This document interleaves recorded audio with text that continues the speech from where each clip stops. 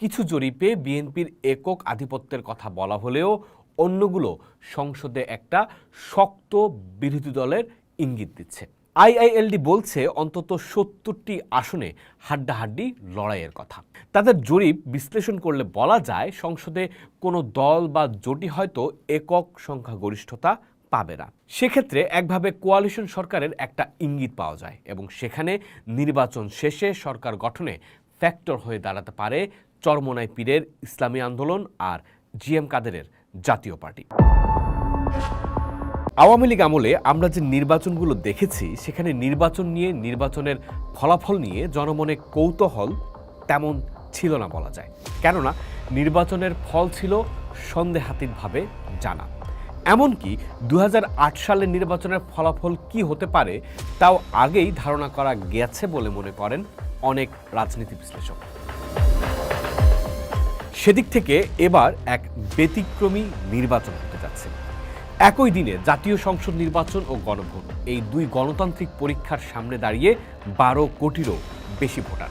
এবারের নির্বাচনে দেশের অন্যতম বড় রাজনৈতিক দল আওয়ামী লীগ অনুপস্থিত থাকায় নির্বাচনের সমীকরণ চিরাচরিত বিএনপি আওয়ামী লীগ মেরুকরণ থেকে সরে এসে দাঁড়িয়েছে এক নতুন জায়গায়। নির্বাচনী মাঠের সমীকরণ এখন বিএনপি বনাম জামায়াতে, যারা একসময় ছিল জোটসঙ্গী, যাদের প্রধান প্রতিপক্ষ ছিল আওয়ামী লীগ। সাম্প্রতিক সময়ে প্রায় ডজন খানেক জনমত জরিপ গণমাধ্যমে এসেছে। তথ্য বিশ্লেষণে দেখা যায় আগামী দিনের রাজনীতি যেমন চমকপ্রদ তেমনি কৌতূহলোদ্দীপক। ভোটে কার পাল্লা কতটা ভারী? ইনোভেশন কনসাল্টিং এর জরিপ বলছে বিএনপি জোট ৫২.৮% ভোট পেতে পারে, যেখানে জামায়াত জোটের সম্ভাবনা ৩১% ভোটার নিজের বাক্সে আনার। আবার ইএএসডির জরিপে বিএনপিকে ৭০% এবং জামায়াতকে ১৯% জনসমর্থন দেওয়া হয়েছে। তবে সবচেয়ে হাড্ডাহাড্ডি লড়াইয়ের ইঙ্গিত দিয়েছে আইআইএলডির জরিপ। তাদের মতে বিএনপি ৪৪.১% এবং জামাত ৪৩.৯% ভোট পেতে পারে। একক সংখ্যাগরিষ্ঠতা নাকি ঝুলন্ত সংসদ? আসন সংখ্যার পূর্বাভাসে সংস্থাগুলোর মধ্যে ভিন্নতা থাকলেও সবাই বিএনপিকে এগিয়ে রেখেছে। এনআরসির জরিপ বলছে বিএনপি ২২০টি আসন পেয়ে নিরঙ্কুশ জয় পাবে। ইএএসডিও বিএনপিকে ২০৮টি আসনে জয়ী দেখছে। তবে আইআইএলডির জরিপ বলছে ভিন্ন কথা। তাদের তথ্য মতে জামায়াত ১০৫টি এবং বিএনপি ১০১টি আসনে নিশ্চিত জয় পেতে পারে। অর্থাৎ কিছু জরিপে বিএনপির একক আধিপত্যের কথা বলা হলেও অন্যগুলো সংসদে একটা শক্ত বিরোধী দলের ইঙ্গিত দিচ্ছে। আইআইএলডি বলছে অন্তত ৭০টি আসনে হাড্ডাহাড্ডি লড়াইয়ের কথা। তাদের জরিপ বিশ্লেষণ করলে বলা যায় সংসদে কোনো দল বা জোটই হয়তো একক সংখ্যাগরিষ্ঠতা পাবে না। সেক্ষেত্রে একভাবে কোয়ালিশন সরকারের একটা ইঙ্গিত পাওয়া যায় এবং সেখানে নির্বাচন শেষে সরকার গঠনে ফ্যাক্টর হয়ে দাঁড়াতে পারে চরমোনাই পীরের ইসলামী আন্দোলন আর জিএম কাদেরের জাতীয় পার্টি। অন্যদিকে এসব জরিপের সংখ্যাতাত্ত্বিক মারপ্যাচের আড়ালে লুকিয়ে আছে এক বিশাল সাইলেন্ট মেজরিটি বা নীরব ভোটার। বিশেষ করে নারী ও তরুণ ভোটারদের মধ্যে ৩০ থেকে ৪১% সিদ্ধান্তহীনতায় আছেন। বিষয়টি ইঙ্গিত করে তারা কোনো প্রথাগত দলীয় ইশতেহারের উপর ভিত্তি করে ভোটের রায় দেবেন না। ভোটের দিনের পরিবেশ, প্রার্থীর শেষ মুহূর্তের ভাবমূর্তির ওপর ভিত্তি করে ভোট দেবেন এই বড় গোষ্ঠী। এটি মূলত একটি ওয়েট অ্যান্ড সি পলিসি, যা জরিপকারীদের জন্য একটি বড় চ্যালেঞ্জ ছিল।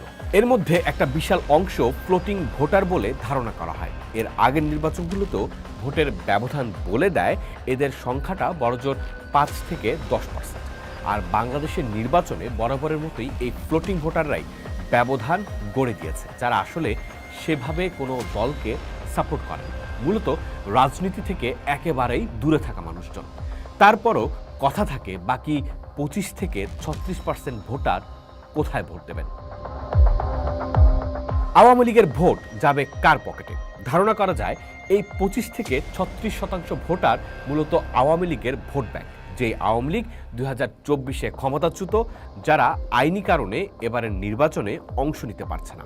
কিন্তু তারপরও তারা নির্বাচনে আছেন, কেননা এবারের নির্বাচনেও অন্যতম বড় প্রশ্ন হলো আওয়ামী লীগের এই বিশাল ভোট ব্যাংক এবার কোন দিকে যাচ্ছে। বিগত নির্বাচনগুলো দেখলে, বিশেষ করে 1991, 1996, 2001 এবং 2008-এর নির্বাচনী ফলাফল দেখলে বোঝা যায় এই সংখ্যা মোট ভোটারের প্রায় 30%। যদিও বর্তমান বাস্তবতায় আওয়ামী লীগের এই ভোট ব্যাংকেও অনেকটা ফ্লোটিং ভোটার হিসেবে ধরা যায়, যাদের অনেকেই হয়তো ভোট দিতে আসবেন না, এমন প্রচার আমরা দেখেছি সামাজিক যোগাযোগ মাধ্যমে। কিন্তু 30% ভোটারের মধ্যে অন্তত 10%ও যদি ভোট দিতে আসেন, তবে উল্টে যেতে পারে ভোটের হিসাব। নির্বাচনে থাকা বিএনপি ও জামায়াত তাই তৎপর এই ভোট নিজেদের বাক্সে আনতে। ইনোভেশন কনসাল্টিং এর তথ্য অনুযায়ী আওয়ামী লীগ সমর্থকদের প্রায় 32.9% এবার বিএনপিকে ভোট দেওয়ার কথা জানিয়েছেন। জামাতের পক্ষে এই হার 13.2%। তবে চমকপ্রদ তথ্য হল 41.3% আওয়ামী লীগ ভোটার এখনও সিদ্ধান্ত নিতে পারেনি। আওয়ামী লীগ সমর্থকদের একটি উল্লেখযোগ্য অংশের বিএনপিমুখী হওয়ার প্রবণতা একরকম একটা কৌশলগত নিরাপত্তার বহিঃপ্রকাশ হতে পারে। যখন কোনো বৃহৎ শক্তি দৃশ্যপট থেকে সরে যায়, তখন সাধারণ ভোটাররা স্থিতিশীলতার আশায় অপেক্ষাকৃত বড় এবং সুসংগঠিত শক্তির ছায়াতলে আশ্রয় নেয়। জরিপে বিএনপি 66% সমর্থনের পেছনে এই মনস্তত্ত্ব হয়তো কাজ করছে। এবারে আসি, কে হচ্ছেন পরবর্তী প্রধানমন্ত্রী এই সংক্রান্ত জরিপে, তারেক রহমান নাকি শফিকুর রহমান? ইনোভেশন কনসাল্টিং এর জরিপে 47.6% মানুষ তারেক রহমানকে প্রধানমন্ত্রী হিসেবে দেখতে চেয়েছেন, আর শফিকুর রহমানের পক্ষে মত দিয়েছেন 22.5%। তবে এখানেও 22.2% মানুষ কোনো সিদ্ধান্তে পৌঁছাতে পারেনি। প্রথম আলোর জরিপেও দেখা গেছে 57.5% মানুষ মনে করেন বিএনপি জয়ী হলে দেশের ভালো হবে, আর জামায়াতের পক্ষে এই হার 32.5%। জরিপগুলোতে দেখা যাচ্ছে প্রধানমন্ত্রী হিসেবে তারেক রহমান এবং শফিকুর রহমানের ব্যক্তিগত জনপ্রিয়তার লড়াই ছাপিয়ে গেছে দলের সাংগঠনিক জনপ্রিয়তাকে। অর্থাৎ ভোটাররা শুধু মার্কা না, দেশের আগামীর হাল কে ধরবেন সেই ফেস অব দ্য নেশনের ওপর বাজি ধরেছেন।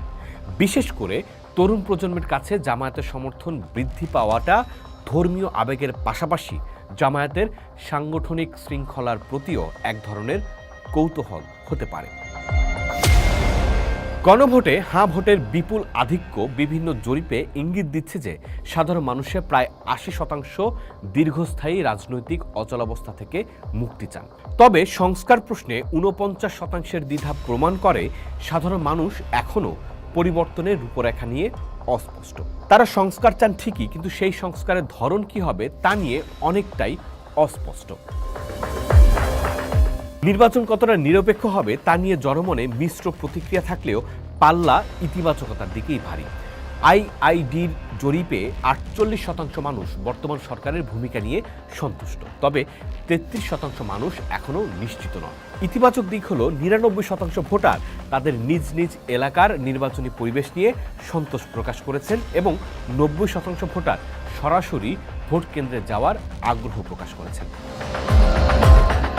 12 ফেব্রুয়ারি নির্বাচনকে কেন্দ্র করে প্রকাশিত এই জরিপগুলো থেকে ভোট ও রাজনীতি নিয়ে জনমতের একটা সামগ্রিক ধারণা পাওয়া যেতে পারে। তবে একটি গুরুত্বপূর্ণ বিষয় মাথায় রাখা জরুরি, জরিপ সবসময় একটি নমুনা বা স্যাম্পলের উপর ভিত্তি করে তৈরি করা হয়।